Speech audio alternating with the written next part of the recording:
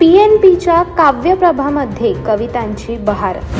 Prabhakar Patil education society अंतर्गत PNP कला विकास मंडळाच्या वतीने साहित्य प्रभा आयोजित काव्य संमेलन उत्साहात पार पडले।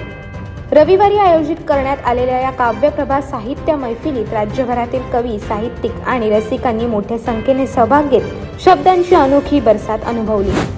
कार्यक्रमाला PNP एज्युकेशन सोसायटीच्या कार्यवाह तथा PNP कला विकास मंडळाच्या अध्यक्षा चित्रलेखा पाटील उपस्थित होत्या।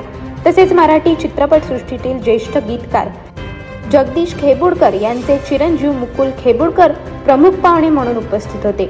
कार्यक्रमाच्या प्रारंभी रायगडचे भाग्यविधाते स्वर्गीय प्रभाकर पाटील यांच्या प्रतिमेचे पूजन करून अभिवादन करण्यात आले। यावेळी गीतकार जगदीश खेबुडकर यांच्या जयंतीनिमित्त त्यांना आदरांजलीही वाहण्यात आली। काव्य संमेलनाचे प्रस्तावित PNP वरिष्ठ महाविद्यालयाचे प्राचार्य आणि कवी डॉक्टर ओमकार पोटे यांनी केले। प्रमुख पाहुणे मुकुल खेबुडकर यांनी आपल्या मनोगतातून वडील जगदीश खेबुडकर यांच्या आठवणींना उजाळा देत काही निवडक कविता सादर केल्या।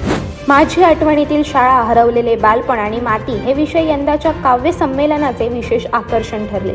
या विषयांवर आधारित 50हून अधिक कवींनी आपल्या स्वलिखित कविता सादर केल्या।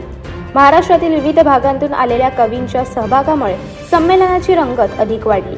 या कार्यक्रमाला साहित्य क्षेत्रातील अनेक मान्यवर उपस्थित होते। त्यामध्ये श्रीकांत पाटील, किशोर म्हात्रे, कैलास पिंगळे, KD पाटील, निर्मला फुलगावकर, वर्षा दिवेकर, दिनेश पाटील, काव्यप्रभा समन्वयक मिलिंद घाडगे यांचा समावेश होता।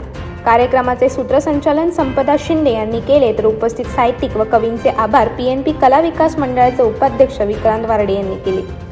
दरम्यान आपल्या अध्यक्षीय भाषणात चित्रलेखा पाटील यांनी साहित्याची समाज परिवर्तनातील भूमिका अधोरेखित केली। इतिहास साक्षी आहे की अनेक सामाजिक आणि वैचारिक क्रांती या साहित्य आणि लेखणीतूनच जन्माला आल्या आहेत। त्यामुळे साहित्यिकांनी आणि कवींनी सकारात्मक विचार समाजासमोर मांडणे ही काळाची गरज आहे, असे त्या म्हणाल्या। तसेच नवोदित कवींनी आपली लेखणी समाजहितासाठी वापरावी आणि संवेदनशील साहित्य निर्मितीतून समाजाला दिशा द्यावी असे आवाहनही त्यांनी केले। अनेक घटना आणि बातम्या जाणून घेण्यासाठी सबस्क्राईब करा आमचे YouTube चॅनल KV न्यूज आणि इन्स्टा पेज कृषीवल न्यूजला फॉलो करा।